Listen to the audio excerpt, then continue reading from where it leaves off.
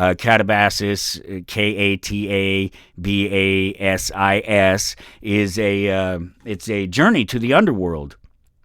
And so that once I saw the title, I was like, "Ooh, okay, all right." I recognize that that phrase, that terminology, even if it may be spelled differently. Some people spell it Catabat, Cata. At any rate, I knew what it was, and said, "Okay, well, maybe this would be interesting. We'll check this one out." And I did have an honorable mention too that I will mention at the end of this. But I read this. It's written by Damien Becton. I was not familiar with. Art by Rodrigo Roca, colors by Salvador Pomar, and lettering by Desi Santi. And the cover was by Roca as well. And this just came out on Christmas. Just here a week and 2 days ago.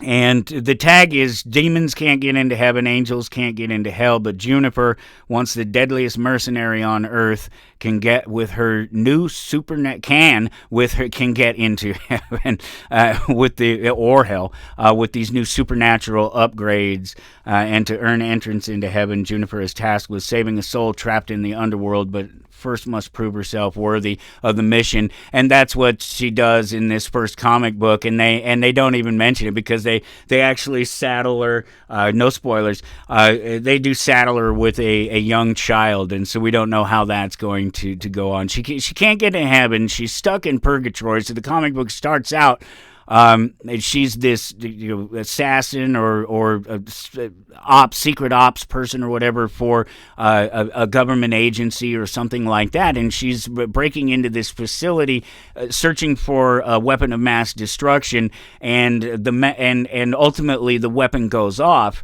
And she wakes up and she's in purgatory, and we find her in purgatory. It's obviously sometime later because she's obviously already made a name for herself there, and she has this sort of demonic angel cross. Not quite in heaven. I don't know.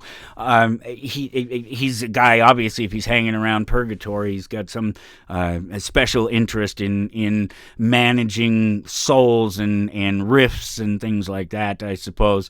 And he tasks her with, when she wakes up there, she knows this guy, and she's obviously, when we see her, and she's obviously been there for some time, and she's made a name for herself as somebody who can slip into the underworld and rescue souls, bring souls that are out there. There's some sort of rift or something. Heaven and hell are there's a leak, some kind of leak, and these creatures keep leaking into the various realms, I guess, including purgatory there, and they put her to a task to send her after Michael, maybe Michael the angel that I'm named after, perhaps that Michael. He's been taken down to the underworld for some reason. I don't know. We'll get there, I suppose, at some point. I will continue to read the book. I really enjoyed.